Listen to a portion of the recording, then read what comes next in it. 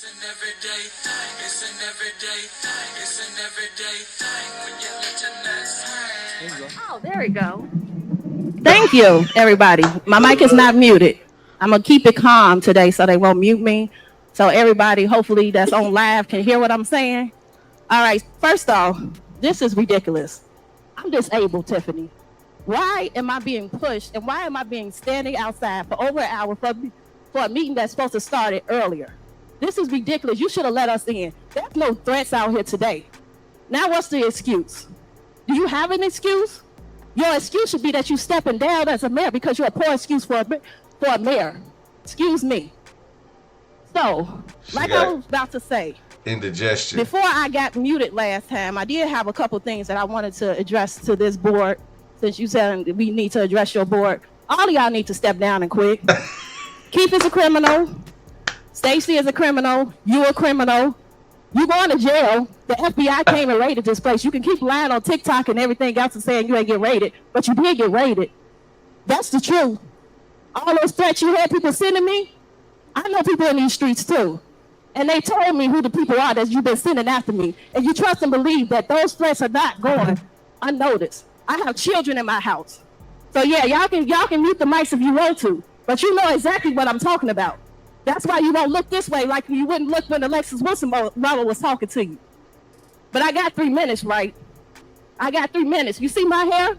For the wigs that you promised you was gonna buy people in the township? Do you see this? Do you see this? You wanna ignore me, right? Like you didn't live across the street from my house for years. You ain't had two white best friends. I had white best friends. Where's your Susie and whoever else you was talking about? Why don't you Google them? Why don't you tag them in all your posts since you talk about them so much? You didn't grow up in Dolton. Why you lying about growing up in Dolton? Where did you really grow up at? Because I ain't see you in none of our grammar schools. I know everybody. Who do you know? Nobody. That's why you're ignoring us. All these victims out here, not victims, survivors. They're all surviving Henyard. That's the new thing, surviving Henyard. This administration is shameful. Y'all are a disgrace. And you won't step down? You have all these people out here crying their hearts out because of the things that your officers did to them. And you want to talk to your lawyer and ignore me, right? That's just ridiculous. I have kids that have been bothered by the threats that you had people send after me.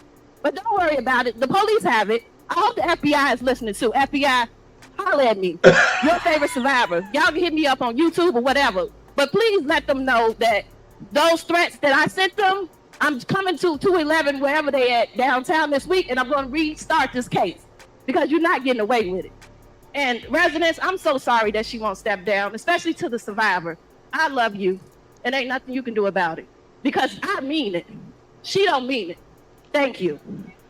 Yo, she just used her little I love you and ain't nothing you can do about it. That's crazy. But she says she mean it. So what she's talking about is to the survivor of the Dolton mayor's trusted advisor. Okay, the Dolton mayor's trusted advisor, Andrew S.A. Holmes. He's the ASA abuser. She took the wig off. Like, okay, trust me, man. All right, I listened to a little bit of this while I was working. Didn't really get to see this. So her taking that wig off was a shock to me, okay? I was like, whoa. Girl, put that wig back on.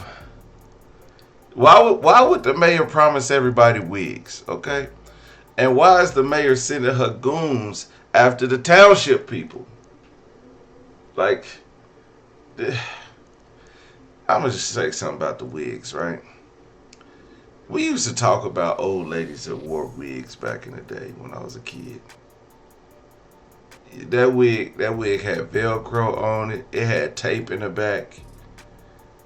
I knew it wasn't her hair, but then when she said, "Let me take this wig off," I was like, "Oh man, her forehead bigger than Charlene's."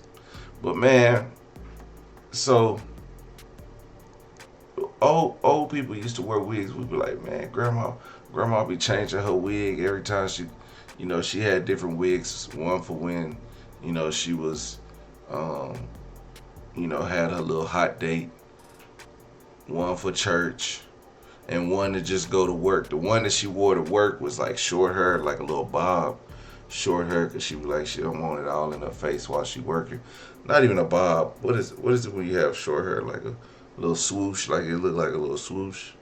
Yeah, that's how she had that one. The bob she wore to go on her date. Her little dates. Okay.